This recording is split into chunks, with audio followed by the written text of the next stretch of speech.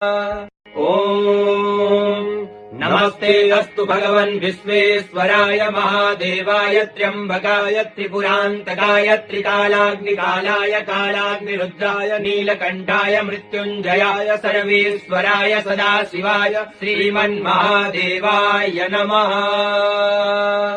ॐ नमस्ते अस्तु भगवन् विश्वेश्वराय महादेवाय त्र्यम्बकाय त्रिपुरान्तकाय त्रिकालाग्निकालाय कालाग्निरुद्राय नीलकण्ठाय मृत्युञ्जयाय सर्वेश्वराय सदाशिवाय श्रीमन्महादेवाय नमः।